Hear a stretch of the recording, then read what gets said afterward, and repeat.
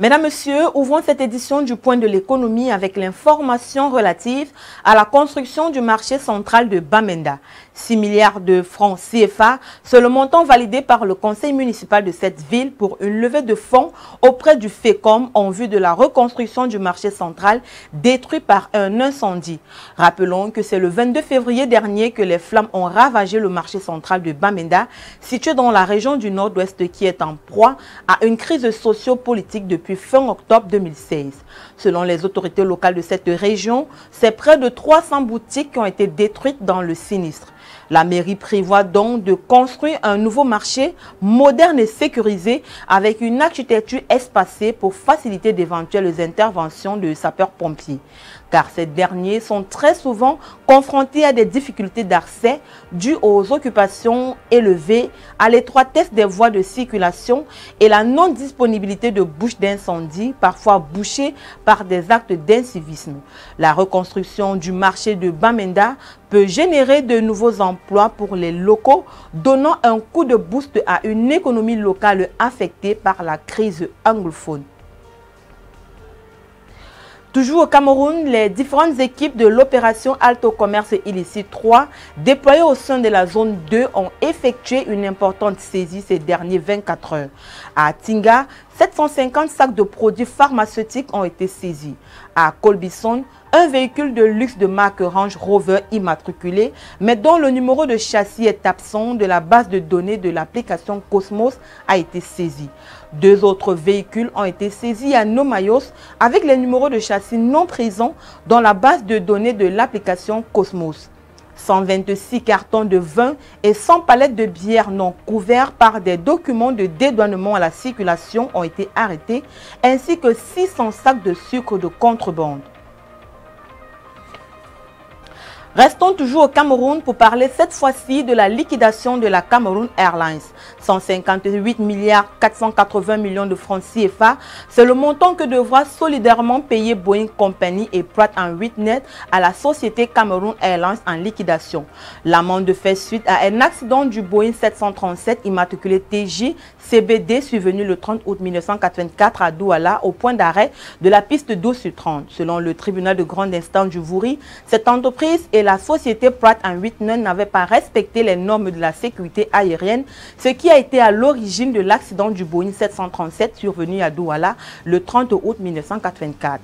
La somme versée par ces deux entités représente le préjudice de perte de l'aéronef, de perte de l'exploitation et le préjudice extra-patrimonial.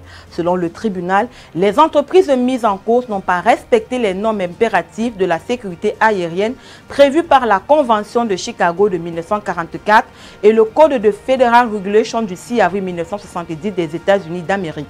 Ainsi, cette négligence de ces deux sociétés a causé des préjudices à la société Cameroon Airlines en liquidation. L'amende vient donc réparer les préjudices suscités. Elle est repartie comme suite: 27 milliards 780 millions pour le préjudice de perte de l'aéronef, 127 milliards 500 millions pour la perte de l'exploitation, 3 milliards pour le préjudice extra-patrimonial et 200 millions de francs CFA pour les frais de procédure. 463,5 milliards de francs CFA, c'est le montant mis à la disposition du Congo-Brazzaville pour le financement de 12 projets. Selon les médias locaux, ce financement s'inscrit dans le cadre du partenariat entre l'institution et le pays pour la période 2020 et 2025 et vise principalement à renforcer la gestion économique. Cela passe notamment par l'amélioration de l'environnement des affaires pour le secteur privé ainsi que le renforcement du capital humain avec un accent sur l'inclusion sociale et la croissance durable. 7 des 12 projets financés sont nationaux et sont en corrélation avec les priorités du plan national de développement 2022-2026.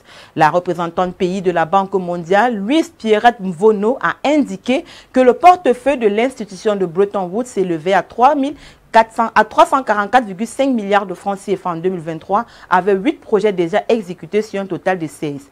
Des progrès ont été enregistrés dans le cadre du partenariat entre les deux parties, notamment l'amélioration des mécanismes de financement et une attention particulière portée aux secteurs prioritaires tels que l'agriculture, la protection sociale, la formation pour l'employabilité et l'environnement. L'économie congolaise a enregistré une croissance de 2% en 2023 et devrait atteindre 4,9% cette année année grâce à la reprise du secteur pétrolier. C'est ce qu'a révélé Ingrid Olga Ghislaine Ebouka-Babakas, ministre du Plan, de la Statistique et de l'Intégration régionale.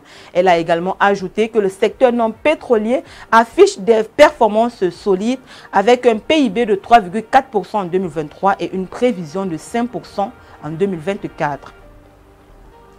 Au Gabon, face à la nouvelle mercuriale des prix publiée par le ministère de l'Économie et des Participations, le prix des billets de bateau a été maintenu à 35 000 francs CFA, malgré l'annonce qui prévoyait une hausse de 7 000 francs sur le prix pratiqué.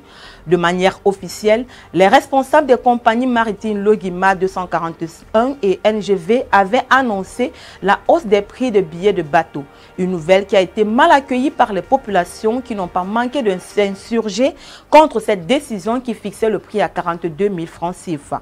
Au regard de cette controverse, des mesures ont donc été prises par le gouvernement afin de stopper cette hémorragie dans le secteur maritime.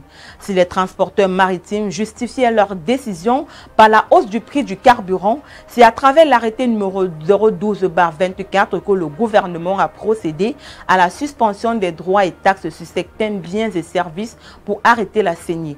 Une façon pour les nouvelles autorités de lutter contre la problématique de la vie chère, mais aussi d'apaiser les compatriotes qui sont les premiers à payer le lourd tribut en cas d'augmentation des tarifs.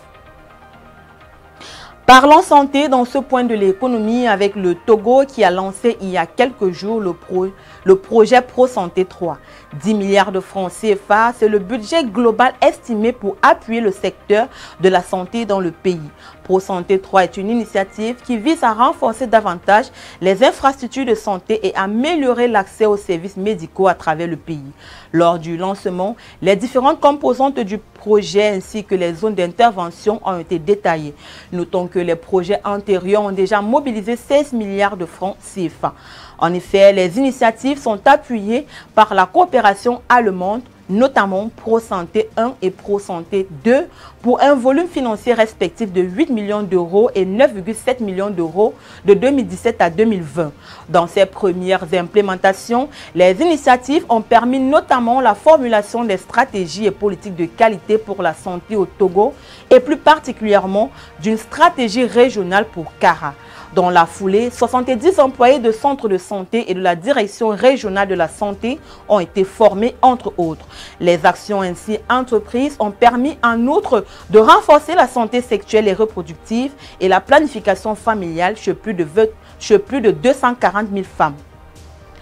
À la tête d'une délégation, le président de la zone Afrique Huawei Terry a été reçu en audience au ministère de la Transition numérique et de la digitalisation par le maître de séance, le ministre Ibrahim Khalil Konaté, le 27 mars dernier. Cette entrevue était l'occasion pour le ministre Khalil Konaté de solliciter l'accompagnement de l'entreprise chinoise dans la formation des jeunes Ivoiriens en intelligence artificielle et autres technologies numériques. Ibrahim Khalil Konaté a aussi sollicité auprès de son hôte la construction de bibliothèques numériques sur le site de 36 hectares aménagés. Celui-ci devant accueillir les populations récemment déguerpies des zones à risque et la modernisation de la poste de la Côte d'Ivoire.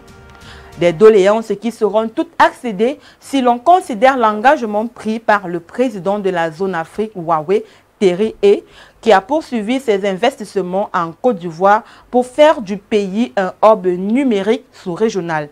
Les deux personnalités ont revisité la collaboration entre les deux pays. Le ministre Ibrahim Khalil Konaté n'a pas manqué de saluer cette relation bilatérale qu'il juge fructueuse. Soulignons que la veille, notamment le 20 mars dernier, une délégation de Huawei a été reçue au ministère de l'Agriculture, du Développement rural et des productions vivrières.